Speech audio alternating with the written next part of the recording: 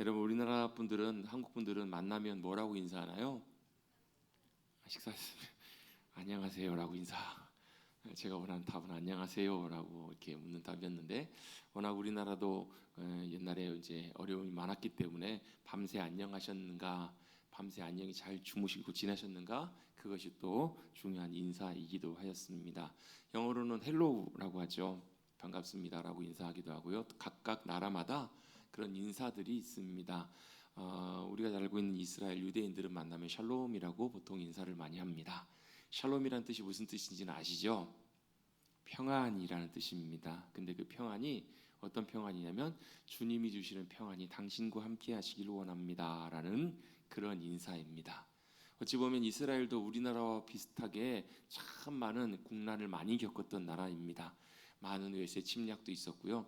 딱 지리적으로도 이스라엘은 모든 열강과 모든 주변의 대국들 사이에 딱 끼어 있어서 어찌 보면 그 열강이 서로 싸우러 갈 때 중간에 지나가는 통로이기도 하고, 그래서 고래 싸움에 새우등 터진다는 말처럼 그렇게 많은 어려움도 겪었던 나라가 바로 이스라엘이었습니다. 그런데 그 이스라엘이 그럼에도 불구하고 자신들이 놓치지 않았던 중요한 한 가지는, 평안은 외세의 환경과 상황과 주변의 정세로부터 오는 것이 아니라 우리가 의지하는 하나님, 그 하나님으로부터 온다는 사실을 그들은 놓치지 않았다는 것입니다.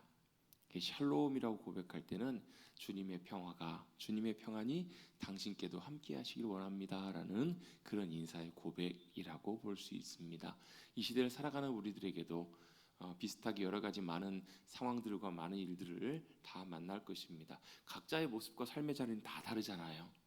각자가 만나는 일들도 다르고, 각자가 사는 집도 다르고, 형편도 다르고, 처지도 다르고, 몸 상태도 다르고, 다 달라요. 상황과 환경은 다 다르지만 그래도 분명한 사실은 우리에게 진정한 평화는 그냥 편안하거나, 그냥 일들이 아무런 어려움이 생기지 않거나 늘 좋은 일만 생기거나 그런 것이 아니라, 우리의 진짜 평안은 바로 우리 아버지 하나님 아버지로부터 우리 가운데 오는 것임을 우리가 믿고 고백하는 그 삶의 자리에서 우리가 진정한 세상에서 누릴 수 없는 평안을 누리고 살아가게 될 줄로 믿습니다. 그 평안이 함께 하시기를 다시 한번 주님의 이름으로 축복합니다. 그 평안 안에 주님이 주신 놀라운 감격이 있고요, 기쁨이 있고요, 거기에 진정한 승리가 있습니다. 우리가 그것을 알고 믿음으로 붙들고 나아가셔서 그 은혜 가운데 살아가시는 우리 사랑하는 성도님들 되시기를 간절히 바랍니다. 그게 이 샬롬은 어디서부터 처음 시작됐던 것인가? 에덴 동산에서부터 시작됐던 것입니다. 에덴에서 하나님께서 모든 것을 완벽하게 만드시고 부족함 없이 모든 걸 다 갖춰 놓으시고 거기에 아담을 두셨다고요. 아담이 그곳에서 누릴 수 있는 것은 무엇이었는가? 진정한 주님이 주시는 공급하심, 평안과 풍성한 것들을 다 누리고 살았던 거예요. 근데 문제는 뭐죠? 아담이 에덴에서 쫓겨났다라는 거예요. 에덴에서 쫓겨나자 어떤 일이 벌어져요? 모든 것이 다 부족합니다.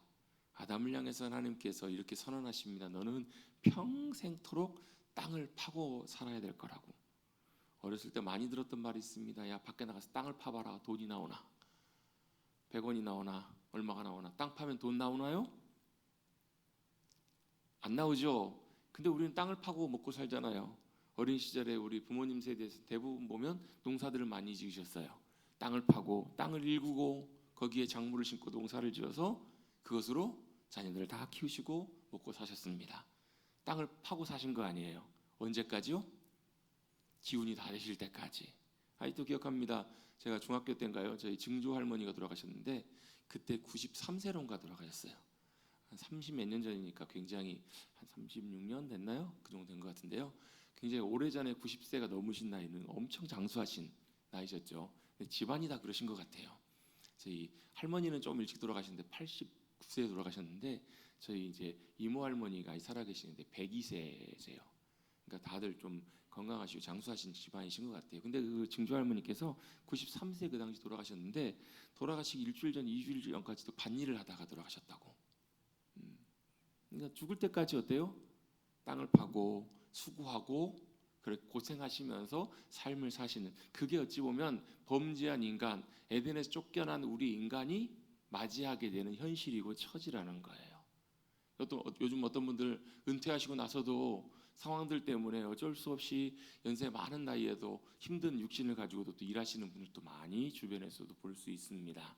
왜 그럴까? 주님의 공급하심과 풍성하심이 이 땅에는 없기 때문에 하나님의 에덴에 그것을 다 두셨는데 우리가 에덴에 쫓겨나면서부터 우리가 풍성한 삶을 다 박탈당하고 모든 것들이 결핍한 그런 상태 가운데 우리가 살게 되는 거예요. 다 부족합니다. 돈도 부족하죠. 뭣도 부족해요? 건강도 부족해요. 젊었을 때는 모르겠지만 시간이 지날수록 우리가 뭘 깨달아요? 내 육신도 건강한 것도 금방이구나, 잠깐이구나. 조금씩 여기저기 문제가 생기기 시작합니다. 왜요? 건강에 결핍이 있기 때문에 그래요. 사랑에도 결핍이 있습니다. 그렇죠? 아이들이 여러분 제일 갈구하는 게 뭐예요? 사랑입니다. 사랑. 그렇죠? 아이들만 그런가요? 모든 사람들이 다 그래요. 왜요? 이 땅에 모든 것들이 하나님으로부터 공급돼야 되는 모든 것들이 죄로 인해 차단되면서 다 부족하고 결핍을 받게 된 거예요. 그런데 감사하게도 하나님과의 관계가 회복된 믿음의 사람들에게는 이것들이 다시 회복된 것을 볼 수 있습니다. 그 가장 대표적인 사람이 누구냐면 우리가 아까 우리 교동문에서 읽었던 교동문 13번이 뭐예요? 교동문 13번이 뭔지 모르세요? 뭘 찾아보세요. 아까 우리 읽었는데 아무 생각 없이 읽으셨군요. 교동문 13번이 시편 23편이에요. 안 찾으셔도 돼요. 다를 때는 안 찾으시면서 이럴 때 찾으세요. 시편 23편이 무슨 고백이에요? 다윗의 고백이에요. 뭐라고 고백해요? 여호와는 나의 목자시니 내가 부족함이 없습니다. 아니, 다윗이 왕이니까 부족함이 없었겠죠? 아니요. 다윗이 왕이어서 부족함이 없었던 것이 아니라 뭐가요? 다윗이 뭘 깨달은 거예요? 뭘 경험한 거예요? 내가 목자 되시는 주님 안에 있을 때 부족함이 없구나. 그걸 그가 경험하게 된 거예요. 왜요? 주님 안에 우리가 거할 때 사도 바울도 똑같은 고백이에요. 내게 능력 주시는 주님 안에 거하면 내가 모든 것을 다 감당할 수 있습니다. 내 모든 지혜도 힘도 능력도 다 주님 안에 있습니다. 그걸 실제로 그가 경험하고 누리는 삶을 살았던 거예요. 여러분 우리도 똑같습니다. 이 땅에 살아가지만요.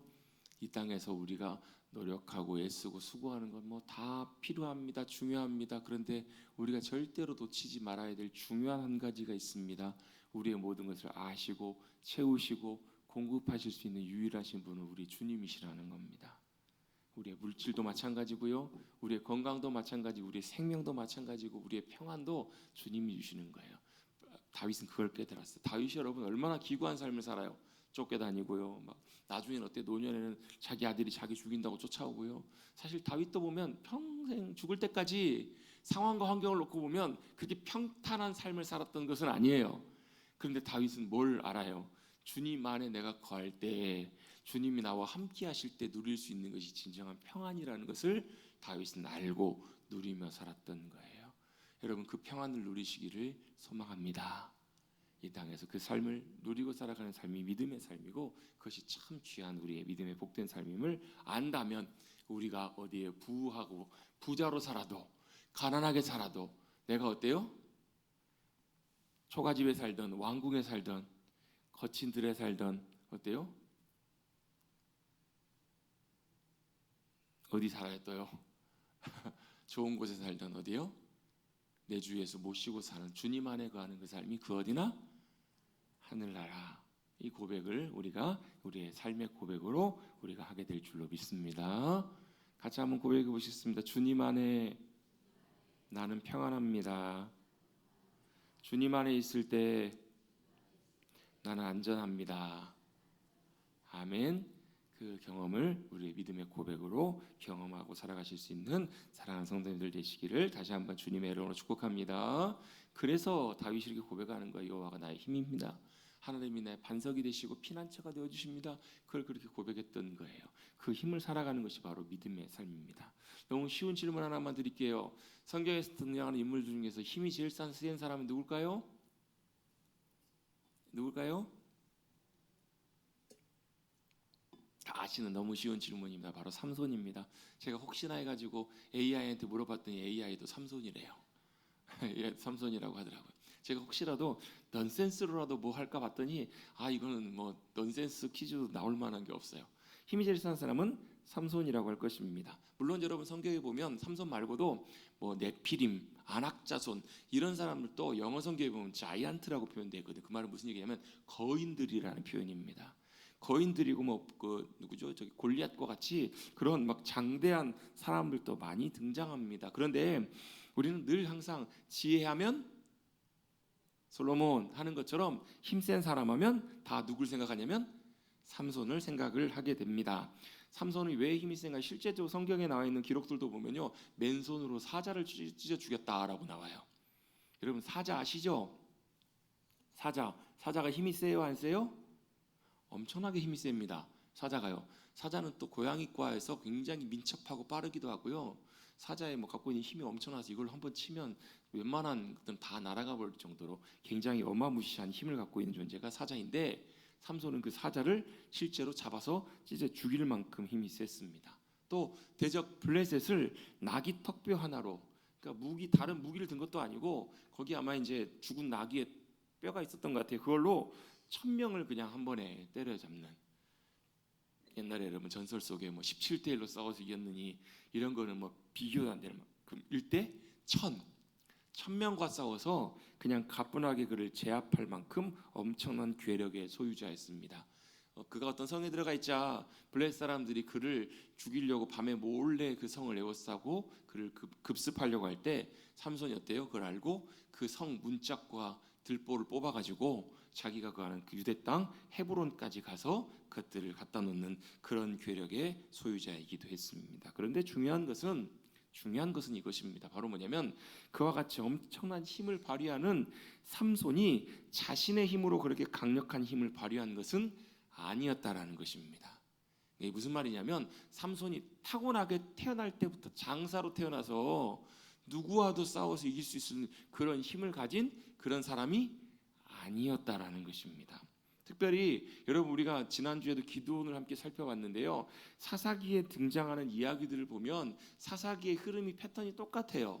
어떻게 패턴이 똑같냐면 여호수아를 통해서 이스라엘 백성들이 가나안 땅에 들어오잖아요. 가나안 땅에 거하며 살게 되는데, 가나안 땅에 들어와서 여호수아가 죽은 다음에 이스라엘 백성들이 어떻게 하냐면 그들을 그렇게 인도하시고 애굽에서 건져내셔서 가나안 땅까지 들어오게 하신 분이 누구시냐면 여호와 하나님이신데, 그 하나님을 떠나요. 버려요.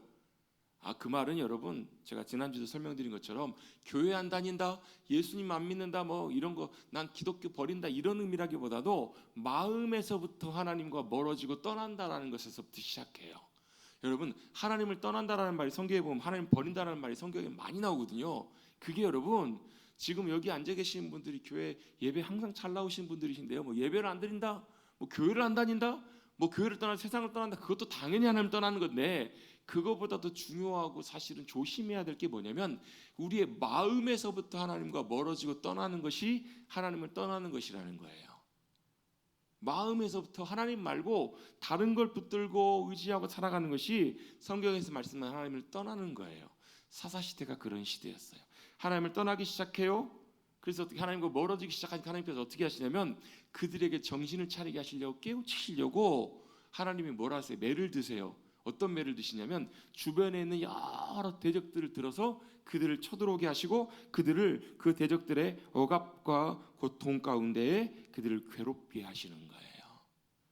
여러분이 인생에서 만나는 괴로운 문제들이나 일들이 항상 다 그런 것은 아니에요. 그런데 우리가 때때로 어려움이나 문제나 괴로움을 만날 때 우리가 점검해 봐야 되는 것이 하나 있는데요, 이거예요. 뭐냐면 혹시라도 우리의 중심과 마음이 하나님으로부터 떠났는지, 멀어졌는지, 아니면 하나님 말고 다른 걸 보고 가고 있지는 않는지, 그걸 봐야 돼요. 여러분 아이들은요 뭘 잘해요? 자기들이 좋아하고 원하는 것을 보고 따라가는 걸 잘합니다. 그래서 여러분 아이들 공놀이 하다 보면 요즘은 뭐 많지 않지만 예전에는 뭐 놀이터가 뭐 골목이고 찻길이고 다 애들 뭐 여기저기 다 뛰어다녔잖아요. 저도 골목에서 참 공차기 뭐 동네 친구들하고 형들하고도 많이 했는데요. 그나마 이제 제가 사는 골목은 저 안쪽이어서 찻길이 없었는데, 조금만 나가면 찻길이잖아요. 찻길에서 이렇게 골목 공차다 보면 공이 어떻게 가요? 찻길로 또르르 굴러갑니다. 그렇죠? 그럼 애들은 어떻게 해요? 뭐만 보고 쫓아가요? 공만 보고 쫓아갑니다. 그렇죠. 그럼 옆에 있던 어른이나 혹시 뭐 부모님이나 누가 있다 보면 어떻게 해야 돼요? 소리를 지르죠. 뭐라고 소리 질러요? 야이. 그럴 땐 좋은 말이 안 나옵니다. 그렇죠? 야이. 제가 순화시켜서 자식아, 야이 자녀야. 그러면서 어떻게 해요? 자조심해. 찾길 빨리 나와. 이렇게 소리를 지릅니다. 왜 그래요? 네, 정신 차려야 되기 때문에 그래요. 왜요? 그 소리를 들어야 뭘 봐요? 공을 보다가 상황을 보고 달려오는 차를 보고 피할 수 있기 때문에 그렇잖아요. 여러분, 하나님의 징계와 하나님의 책망과 하나님께서 우리에게 주시는 괴로움의 일들도 그런 차원의 일들이 있어요. 뭐 하게 하시는 거예요? 다른 거 보고 가다가, 세상 보고 가다가 정신 잃고 가는 그들을 하나님께서 뭐 하시려고? 깨우치시려고 하나님께서 그런 어려움들을 그들에게 주신다라는 거예요. 그러면 그들이 어려움을 당해요. 여러분, 우리나라도 몇 년간, 36년간 일제치하에 참 큰 치욕과 어려움과 아픔들을 많이 당했어요. 그렇죠? 근데 오늘 성경의 본문에 나오는 삼손 시대에도요, 몇 년간요, 블레셋이라는 나라에 40년 동안이나 그들이 억압을 당하고 고통을 당해요. 우리 지난주에는 기드온 시대에 누구의 미디안에게, 또 여러 민족들이 다 나와요. 뭐 모압, 암몬, 뭐 구스, 여러 민족들이 많이 나옵니다. 왜 그랬을까요? 그만큼 그들이 어때요? 하나님을 떠난 거예요. 그들을 통해서 하나님께서 정신 차리라고, 돌아오라고 대적들을 보내십니다. 대적들을 보내시면 어때요? 그들이 어때요? 괴로움 가운데 있다가 비로소 어떻게 해요? 하나님을 찾아요. 하나님을 불러요. 하나님, 힘들어 죽겠어요. 하나님, 우리 좀 도와주세요. 우리 좀 살려주세요. 우리 좀 구해달라고 하나님 앞에 구해요. 그럼 하나님 또 어떠세요? 하나님 어떠시죠? 아시면서도 또 그들을 용서하세요. 그래서 누구를요? 사람을 보내세요. 그들이 누구냐면 사사들이에요. 뭐 기드온, 드보라, 입다, 이런 사람들을 보내세요. 보내셔가지고 어떻게 하세요? 그들을 통해서 대적의 손에서 그들을 구원해내시고 건져내세요. 그런데요, 여기서 뭐가요? 그 하나님께 사용하셨던 그 사사들도 자신들이 대단한 힘과 능력을 갖고 있었던 것이 아니었다는 거예요. 기드온이 자기 힘이 있었어요? 없었어요? 없었으니까 포도주 틀에 들어가고 숨어가지고 밀을 몰래 타작하고 있죠.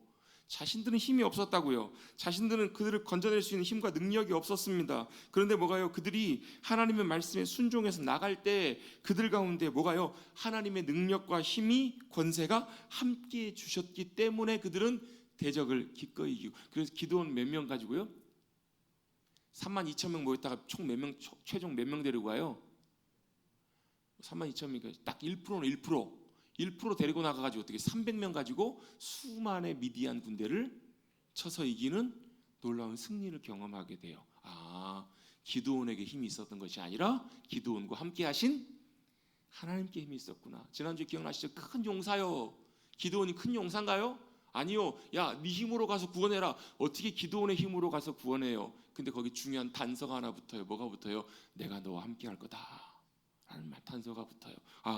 사사들도 그랬구나. 하나님께서 함께 하셨기 때문에, 그들의 힘과 능력이 되어주셨기 때문에 그들이 승리를 거두게 되었구나라는 것을 성경을 통해서 알 수 있습니다. 사사들은 하나님의 힘과 능력과 권세가 함께 해주셨을 때 승리했던 것처럼, 마찬가지로 삼손도 마찬가지였습니다. 삼손도 그 괴력과 그 힘이 어디서부터 났는가? 여러분, 삼손을 사람들이, 막 블레셋 사람들이 어떻게든지 감당하지 못했어요. 이기지 못했던 거예요.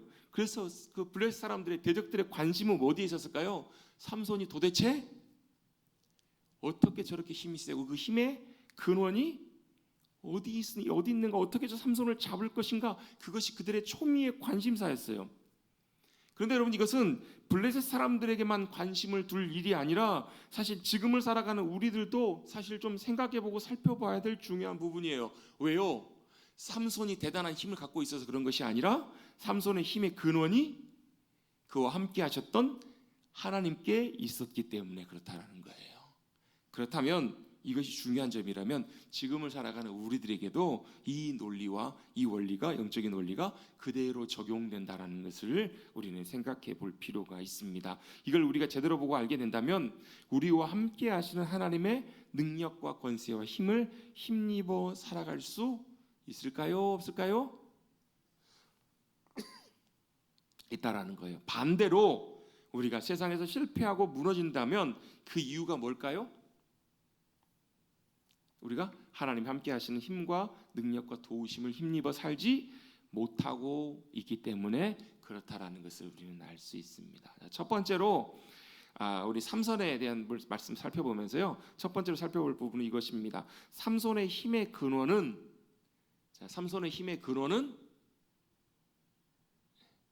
어디서요?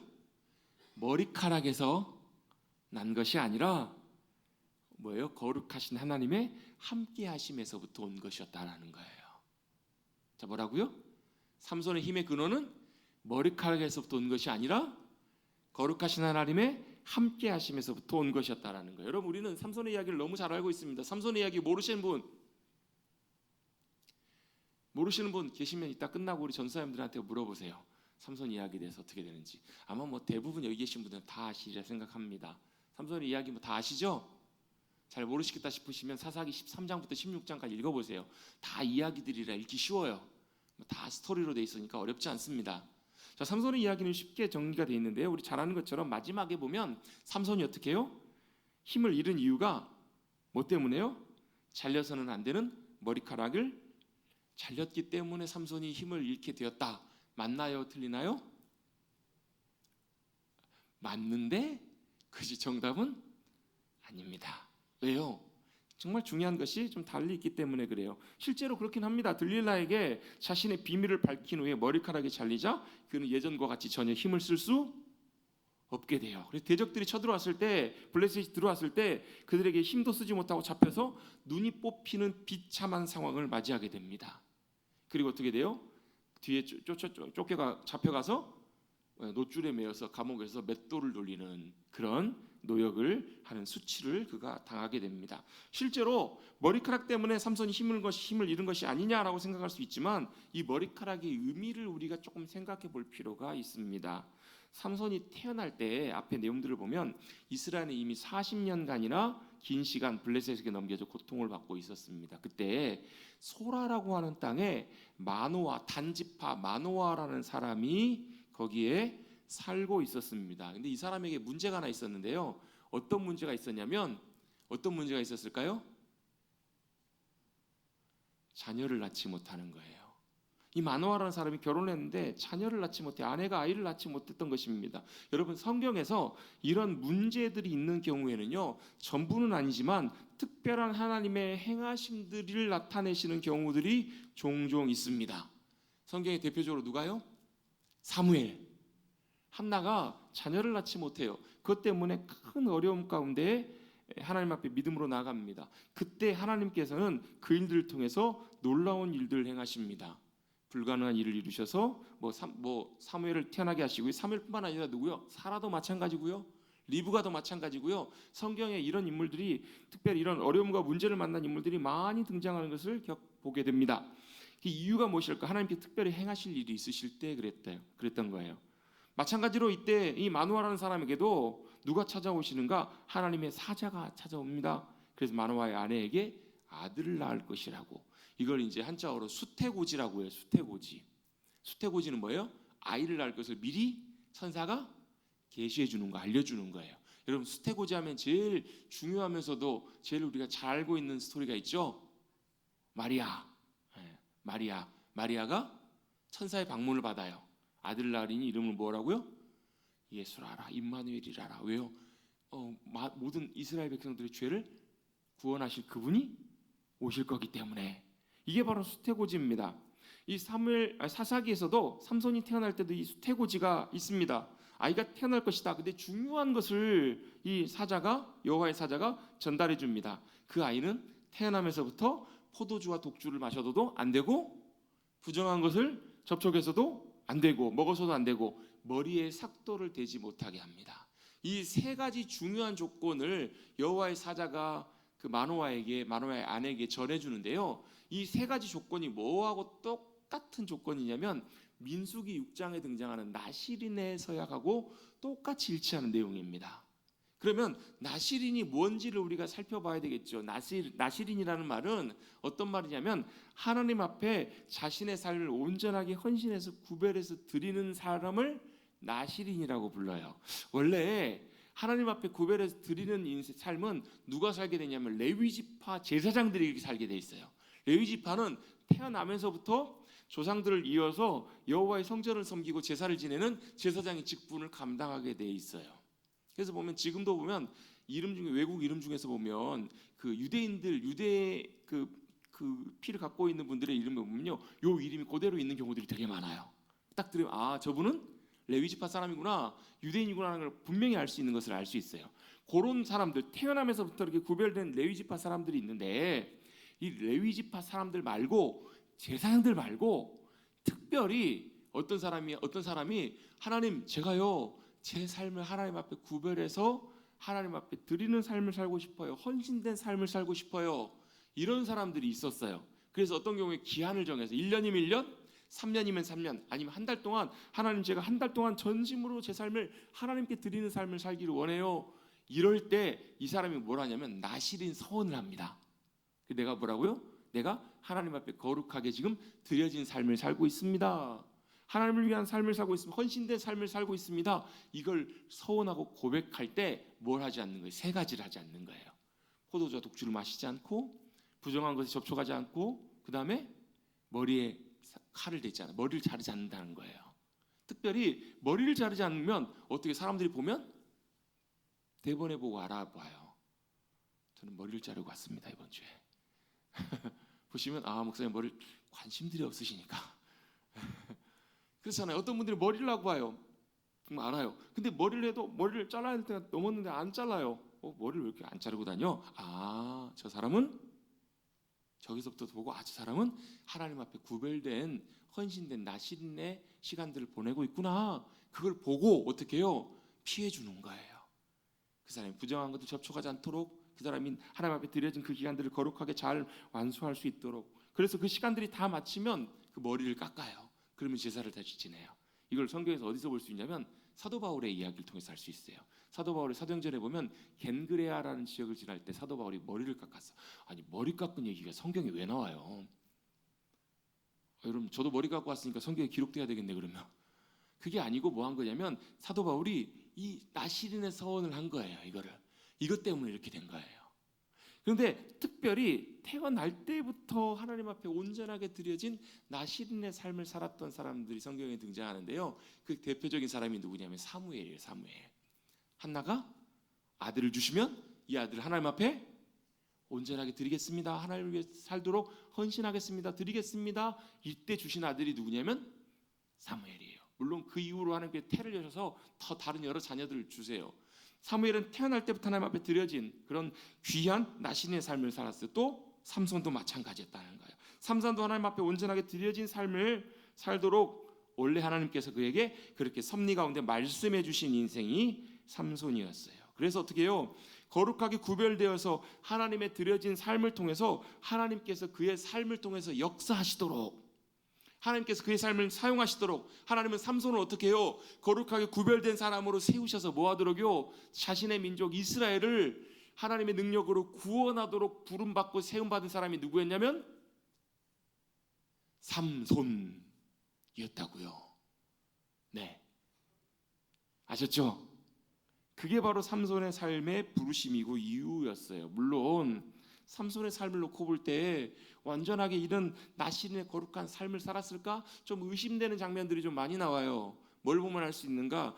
그 나실인은요, 부정한, 그러니까 죽은 사체나 이런 걸 만져서는 안 돼요. 근데 어때요? 그가 내려가다가 포도원에서 사자를 만나 사자를 찢어 죽여요. 거기에 뭐가요? 놔뒀더니 사자의 몸에가 뭐가 생겨요? 거기 벌들이 거기다가 집을 짓고 꿀이 생겨요. 맛봐 보니까 맛있는 거예요. 그걸 자기도 먹고 부모님께도 갖다 줘요. 그 동물의 사체를 나실인을 만지면 안 되게 돼 있는데 어때요? 그걸 그냥 어겨요. 그리고 또 어때요? 술을 마셨다는 기록은 정확하게 나오진 않는데요, 포도원을 그가 이름에라는 표현이 돼 있는데 원래 그 포도원에 이른다라는 표현의 원어에 보면요, 그가 포도원에 들어갔다라는 표현이 나와요. 원래 나실은요 포도도 가까이 하지 못하게 돼 있어요. 포도도.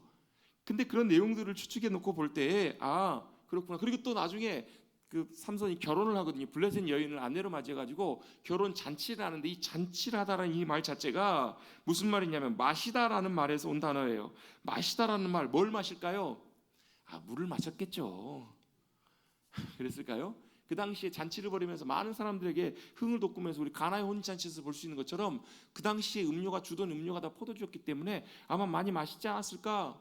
그러면 어때요? 세 가지 중에서 삼손은 이미 어쩌면 나실인 서약 중에서 두 가지를 어기지 않았을까라고 추측해 볼 수 있는 거예요. 그런데 하나님께서는 그럼에도 불구하고 그런 삼손을 버리지 않고 여전히 구원의 통로 도구로 사용하십니다. 언제까지요? 마지막 그가 뭐예요? 머리카락이 밀리기 전까지 마지막 남아있는 나신의 구별된 삶의 규례인 머리카락을 자르는 일 전까지는요. 근데요 뭐가요? 그 머리카락이 잘려지는 그때 이제 삼손은 하나님의 힘의 능력과 권세가 떠나고 하나님이 떠나시는 그런 상황 속에 그가 도달하게 됩니다. 여러분 여기서 몇 가지 좀 살펴보기를 원하는데요. 사실 삼손의 문제는 머리카락을 잘리는 그때 이전부터 있었다라는 것을 알 수 있습니다. 왜 어떻게 뭘 알 수 있는가? 그는 하나님의 말씀을 대수롭지 않게 여기는 자세가 있었다라는 거예요. 뭐라고요? 그냥 생각 없이 들으셨습니까? 제가 다시 한번 볼게요. 자, 삼손에게는 뭐가 문제가 있었는가? 하나님의 말씀을 대수롭지 않게 여기는 자세가 있었다는 거예요. 다시 한번 해보십시다. 뭐가 문제였다고요?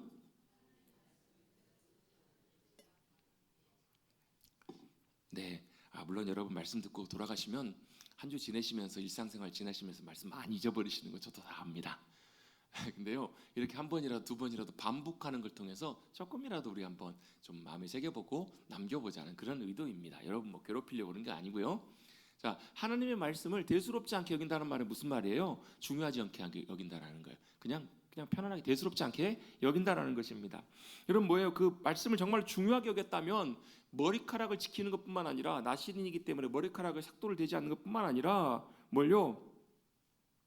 부정한 사체를 만지지 않는다든지 포도주를 근처에도 가지 않는 것 이런 것들을 철저하게 그는 지켰을 거라는 얘기예요. 여러분 하나님의 말씀을 완전히 거절하기 전에 여러분 조금씩 말씀에 대해서 타협하기 시작하고 말씀에 대해서 우리가 대수롭지 않게 여기기 시작하고 말씀에 대해서 우리 형편과 처지에 맞게끔 조금씩 그렇게 우리의 그런 태도로 나아가다 보면 결국 언젠가는 무너진 날이 온다는 거예요. 여러분 이 의미가 이런 의미입니다. 하나님 말씀을 대수롭지 않게 여긴다는 말은 하나님의 말씀에 대해서 우리가 있는 그대로 이렇게 하나님의 말씀을 바로 서는 것이 아니라 성경에 보면 이런 표현이 나와요. 하나님 말씀 앞에 떠는 자세라는 표현이 나옵니다. 이사야 66장에 보면 하나님이 기뻐하시고 받으신 사람이 어떤 사람인가? 마음이 심령에 통회하고 하나님 말씀 앞에 떠는 자들을 하나님께서 기뻐하신다라고 나와요. 하나님 말씀 앞에 떤다는 말이 벌벌벌 떤다는 이런 의미가 아니고요. 하나님의 말씀이 그러하면 그 말이 옳습니다라고 동의하고 그 자리에 서는 자세가 하나님 말씀 앞에 떠는 자세예요. 반대는 뭘까요? 그냥 대수롭지 않게 여기는 거예요. 뭐 그럴 수 있지 하면서 어떻게 해요? 적절하게 내 상황에 맞춰서 타협하고 그걸 변형시키고 이런 자세가 하나님의 말씀을 대수롭지 않게 여기는 거예요.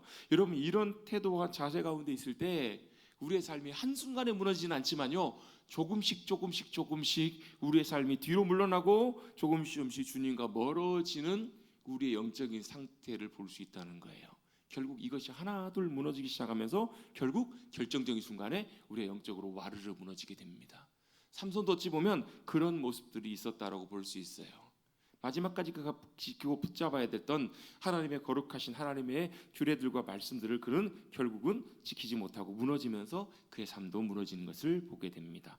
또 어떤 부분들이 있냐면요. 삼손이 마지막 장면에 등장하는 우리 15절에 등장하는 들릴라 아시죠? 그럼 삼손과 들릴라 이 이야기는 교회 안 다니신 분들도 많이 알아요. 워낙 유명한 스토리니까요. 그죠? 여러분은 다 아시죠? 삼손과 들릴라. 삼손이 들릴라를 만나는데 어디서 만나냐면 소렉이라고 하는 골짜기에서 만납니다. 이 소렉이라고 하는 지역이 어느 지역이냐면요. 그 블레셋이 이스라엘의 동남쪽에 있어요. 우리 뭐 뉴스를 통해서 혹시 보신 분들도 계시겠지만 이스라엘의 지도에 보면 이스라엘의 동남쪽에 뭐가 있냐면 지금은 그걸 지역을 뭐라고 하냐면 가자지구라고 부릅니다. 가자지구 들어보셨죠? 재작년에 여러분 그 초막절 축제일에 그때 헤즈볼라 아니죠 저기 뭐죠? 저기 그 팔레스타인 그 저기 가자지구에 있었던 그 테러 단체가 넘어 들어와가지고 그 국경을 다 쳐놨거든요. 담벼락 우리 휴전선보다 훨씬 더 높은 이렇게 철책을 거기다 쳐놨는데 땅굴을 파고 또 위로 낙하산으로 넘어가지고 이스라엘 갑작스럽게 기습 공격을 해서 많은 사람들이 이제 인질로 잡혀가고 피해를 입었던 사건이 있어요. 그들이 거하고 있는 그 팔레스타인 정착지구가 어디냐면 가자 지구예요. 거기가 블레셋의 옛날 조상들이 살던 원래 지역이에요. 거기 보면 가사고요. 거기 뭐 아스돗, 아스글론 거기가 다 그쪽 지방이에요. 이쪽 지방이 이제 블레셋 지방이고 요 위에가 이제 이스라엘 이쪽 경계인데 요 이스라엘과 블레셋 땅에 딱 중간 경계 부분이 뭐냐면 이 소래골짜기예요. 골짜기라고 표현되어 있는데 실제로 가보면 저는 가보지 못하고 사진만 봤는데요. 골짜기라고 해서 우리나라 산 골짜기 이런 골짜기가 아니라 산과 산 사이에 완만한 평야지대 같은 그런 곳이에요. 그래서 완만한 이런 지역이 좀 널따랗게 뭐 우리나라 예를 들면 비무장지대 같은 그런 느낌이랄까요? 약간 그런 널따란 지역이 이렇게 있는 곳이 소래골짜기예요. 그래서 여기를 지나면 블레셋이에요. 여기를 올라오면 이스라엘 땅이 되는 거예요. 이런 지역적인 특징을 갖고 있는 것이 소래골짜기인데 여기서 누구를 만나냐면 들릴라를 만나요.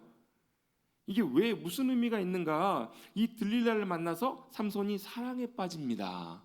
아니, 사랑에 빠진 게 뭐가 죄예요? 라고 생각하기 쉽지만 이 만남은 하나님의 인도하심도 아니었고 삼손이 자기가 지나가서 자기가 좋아하는 여인을 사랑하게 돼요. 여기서부터 문제가 시작이 됩니다.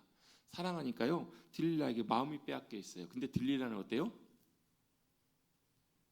뭐가 중요해요? 삼손이 중요한 것이 아니고 돈이 중요했던 거예요. 은 1,100개 적지 않은 돈이거든요. 은 1,100개에 언제든지 기회만 되면 삼손을 넘길 그런 기회를 그는 보고 있었던 거예요. 여러분 제가 아까 이 경계를 말씀드리는 것이 이유가 있습니다. 삼손은요 하나님의 땅과 세상과의 경계에서 하나님의 인도하심도 아닌 자기가 원하는 것들을 사랑하고 있었던 거예요. 여러분 성도들에게는 이것이 굉장히 위험합니다.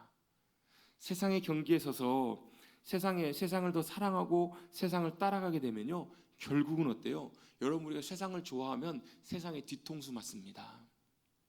여러분 삼손은 들릴라를 사랑했어요? 안 사랑했어요? 사랑했어요. 근데 어때요? 들릴라는 삼손의 뒤통수를 칩니다. 아이 그 여자가 나쁜 여자네. 이게 아니고요. 이게 세상의 논리예요. 세상은요 자기의 이득이 되는 것을 따라서 움직입니다. 자기가 원하고 이득이 되는 것을 따라서 움직이기 때문에 결국은 어때요? 자기의 이득이 되면 어느 누구라도 다 버립니다.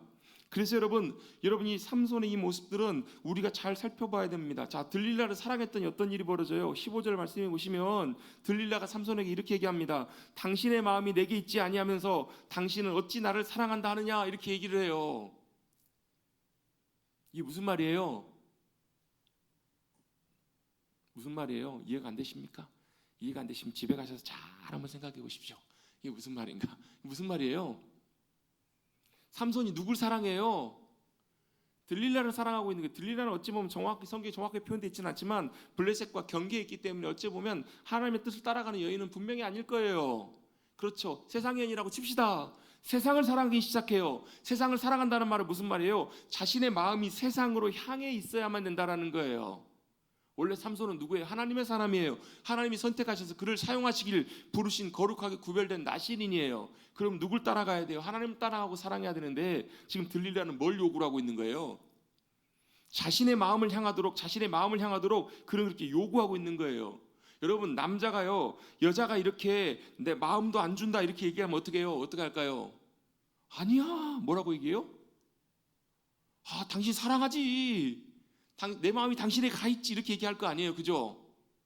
이 들릴라가 이렇게 나를 사랑하지 않는다 하면서 나를 3번이나 속였다라고 이렇게 얘기할 때 삼손이 어떻게 되는지 한번 보세요. 16절이요. 날마다 그 말로 그를 재촉하여 조름에 삼손이 어땠다고요? 마음이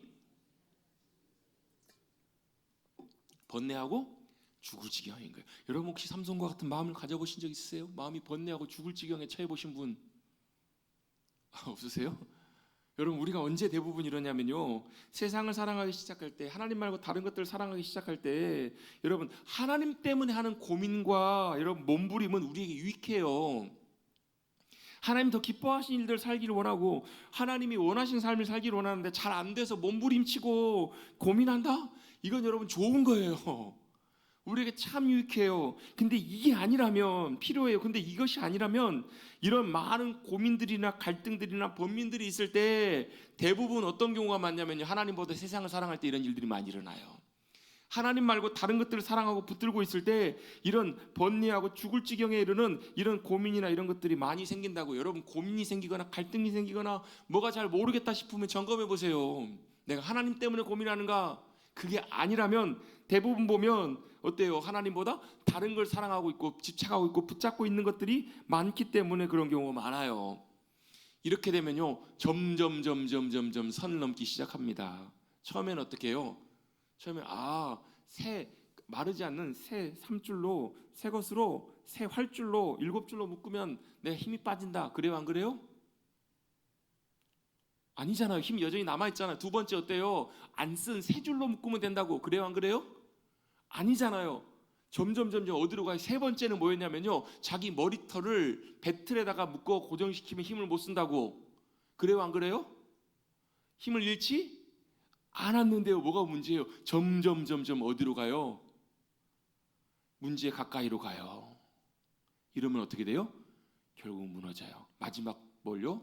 자기의 힘의 비결을 드릴라에게 그대로 탈로 얘기를 합니다. 뭐라고 얘기를 해요? 머리카락을 잘리면 내가 힘에 빠지게 될 거라고. 결국 이 머리카락까지 빼앗기게 되면서 삼손은 나락에 빠지게 됩니다. 여러분, 우리가 세상의 마음을 빼앗기고 여러분 세상의 그 것들을 사랑하고 따라가기 시작하면요, 우리도 점점 물러가다가 결국 마지막에 하나님의 거룩하심의 능력과 힘을 상실하는 자리까지 갈 수 있다라는 거예요.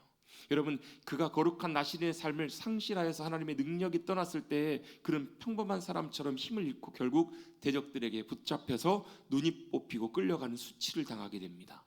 여러분, 삼손이 대단해서 그랬던 것이 아니라 함께 하신 하나님의 능력이 삼손을 삼손되게 하셨는데 그 하나님의 능력이 떠나자 그는 세상의 수치와 조롱과 얽매인 처참한 상태의 세상의 놀림거리가 되어버리고 말아요. 여러분, 우리 그리스도인도 성도도 똑같습니다. 여러분, 우리가 대단해서 거룩하게 사는 것이 아니라 우리의 삶과 능력과 참된 성도의 삶의 비결은 우리와 함께 하시는 거룩하신 하나님께 있다는 거예요. 그 하나님이 우리와 함께 하실 때 그 임재 능력이 떠나면 우리도 세상의 조롱과 수치를 당할 수밖에 없게 된다는 것입니다. 여러분, 그 주님을 늘 믿음으로 붙잡고 그 주님을 잘 따라가실 수 있는 사랑하는 성도님들 되시기를 주님의 이름으로 축복합니다. 물론 하나님은 우리의 실패와 무너짐을 통해서도 깨닫고 배우게 하시는 은혜를 주십니다. 삼손이 어때요? 머리카락이 잘려요, 그죠? 머리카락이 다 잘리고 힘을 잃어서 그가 결국은 수치를 당하고 끌려가서 고통을 당합니다. 감옥에 갇혀 수치를 당합니다. 그런데 맨 마지막 절이 또 다른 한 가지를 우리에게 보여줍니다. 그의 머리털이 밀린 후에 다시 자라기 시작해요. 이게 뭘 의미할까요? 머리털이 물론 잘리고 다시 자랐다고 해서 하나님의 힘이 다시 머리털이 자라니까 힘이 생긴다, 그건 아니에요. 그런데 이 표현을 통해서 다시 뭐가요? 하나님이 그 삼손을 통해서 그가 버려진 삼손에서 다시 그를 통해서 역사하실 수 있는 그 뒤에 이야기는 우리가 읽지는 않았지만 여러분, 스토리가 어떻게 되죠? 마지막이 삼손이 대적들에게 조롱당하며 그 우상들이 섬기는 그 신전에 데리고 와가지고 조롱할 때 삼손이 마지막에 뭐라고요? 하나님, 다시 한번 저에게 함께 하시사 기회를 주셔서 마지막 이 하나님의 원수들에게 원수를 갚을 수 있는 기회를 달라고 그가 기도합니다. 그리고 그 기둥을 무너뜨려 버리잖아요. 그럴 때 어떤 일이 벌어져요? 성경은 이렇게 설명하고 있습니다. 삼손이 살았을 때 대적들을 죽였던 숫자보다 그 자기가 죽으면서 마지막 대적들을 무너뜨렸던 그 숫자가 훨씬 더 많았더라라고 성경은 기록하고 있습니다. 마지막 순간에 그가 뭘 깨달은 거예요? 자신의 힘의 근원이 되시는 주님, 그 주님께 간절히 의지함으로 주님의 은혜를 힘입어서 큰 승리를 거두고 삶을 마치는 것으로 삼손의 이야기가 끝이 납니다. 여러분, 우리도 마찬가지로 때때로 삼손처럼 실패할 때가 있나요, 없나요? 있어요. 무너질 때도 있습니다. 그런데 그 믿음의 성도들이 다 성공하고 승리하는 것이 아니고 오히려 깨지고 넘어지고 실패하면서 하나님께서는 우리에게 더 깨우치고 배우게 하시는 귀한 은혜의 기회들이 많이 주어지는 것을 보게 됩니다. 여러분 그 실패들을 통해서 하나님께서 우리에게 배우게 하시기 원하시는 것이 이것이 있습니다. 같이 한번 따라서 해보시겠습니다. 힘과 능력과 승리가 나에게 있지 않습니다. 그걸 배우게 하신다라는 거예요. 처절하게 우리가 깨닫고 배우게 하시는, 그래서 여러분 그걸 배우고 깨닫게 되면, 실패하며 무너지며 그걸 배우게 되면 우리가 어디 나가게 되면 겸손한 자리에 나가게 돼요. 겸손은 여러분 나를 의지하지 않는 거예요. 그래서 겸손한 사람은 하나님의 인도하심과 함께 하심이 얼마나 내게 중요한지를 알고 그렇게 하려고 몸부림치며 나아가는 자들입니다. 내가 주님 안에 있을 때 그것이 나의 능력임을 온전하게 깨닫는 삶이 바로 겸손한 사람입니다. 여러분 하나님께서 우리에게 실패를 통해서도 깨닫게 하셔서 겸손한 자리에서 승리케 하시는 그런 복된 우리 모두가 되시기를 주님의 이름으로 축복합니다. 하나님의 능력이 떠나면 삼손은 아무것도 아닙니다. 우리도 마찬가지입니다. 우리도 하나님의 능력과 힘과 도우심을 힘입고 살아가야 하는데, 우리가 그리스도인으로 성도로서 거룩한 길을 버리면 이제 앞으로 우리 여러분 머리 자르지 맙시다, 이게 아니고요. 나시린의 구별을, 그가 나시린의 삶을 저버렸을 때 하나님의 임재가 떠났던 것처럼 우리도 성도로서의 삶의 거룩한 길을 버리고 우리가 원하는 길, 세상이 다 가는 길로 가게 되면 거룩하신 하나님께서 우리와 함께 하실 수가 없습니다. 그러면 우리가 믿음으로 승리하는 삶을 살아가는 것은 불가능하게 됩니다. 여러분 하나님이 함께 하심으로 우리도 삼손처럼 초자연적인 슈퍼맨처럼 됩시다? 이건 아닙니다. 이건 아니고요. 이걸 우리가 구하는 것이 아니라 이런 경우는 특별한 경우입니다. 그런데 여러분 삼손을 통해서 하나님께서 의도하셨던 하나님의 목적은 하나님이 어떤 분이신지를 세상 가운데 나타내 주기를 원하셨던 거예요. 그렇게 놓고 본다면 우리에게 초자연적인 삼손의 능력은 없을지라도 우리를 통해서, 우리의 삶을 통해서 뭘요? 하나님의 살아계심과 함께하심과 신실하심과 귀하심을 우리는 우리의 삶을 통해서 하나님은 나타내기를 원하신다라는 거예요. 여러분의 삶을 통해서 하나님의 귀하심, 선하심과 살아 역사하심을 드러내시고 나타내실 수 있는 우리 귀한 하나님의 기쁨으로 드려지시는 우리 성도님들 되시길 축복합니다. 그런 삶을 살아갈 때 하나님께서 늘 우리의 삶 가운데 함께 하셔서 우리의 힘과 의지로 되는 것이 아니라 하나님의 힘과 능력으로 승리하는 삶을 살아갈 수 있도록 저와 여러분을 붙잡아 주시고 함께해 주실 줄로 믿습니다. 여러분 옆에 계신 분들에게 마지막으로 한번 인사하십시다. 당신은 거룩한 성도입니다. 당신은 거룩한 성도입니다. 그 말은 거룩하신 하나님께서 우리의 삶에 함께하기를 원하신다는 것입니다. 그렇게 함께하신 귀한 삶을 살아서 하나님이 우리의 힘과 능력이 되심을 경험하시고 늘 믿음으로 승리하며 나가시는 사랑하는 성도님들 되시기를 다시 한번 주님의 이름으로 축복합니다. 축복합니다. 하나님 감사합니다. 오늘 이 아침에도 예배 자리에 불러주시고 삼손의 이야기를 통해서, 말씀들을 통해서 삼손의 힘의 근원과 능력과 원천이 자신에게 있었던 것이 아니라 거룩하신 하나님의 함께하심에 있었던 것임을 우리가 다시 한번 말씀을 통해 돌아보며 우리 자신도 마찬가지로 우리의 힘과 능력과 승리가 나에게 있는 것이 아니라 주님께 있음을 늘 잊지 않고 늘 그 주님 안에 가며 그 주님의 인도하심을 잘 따라가서 내가 가는 길, 내가 원하는 길, 세상이 다 가는 길, 내가 가고 싶은 길을 가는 것이 아니라 거룩한 길, 복된 길, 생명의 길을 걸어가 함께 하시는 주님을 힘입어 우리의 삶의 자리에서 승리하는, 그래서 하나님의 살아계심과 영광을 나타내는 주님의 기쁨으로 드려지는 우리 모두가 되게 하여 주시옵소서. 하나님께서 함께 하시고 늘 승리케 하시고 인도해 주실 것을 믿고 의지하오며 모든 영광 주님께 올려드리옵고 감사드리며 예수의 이름으로 기도드리옵나이다. 아멘. 찬송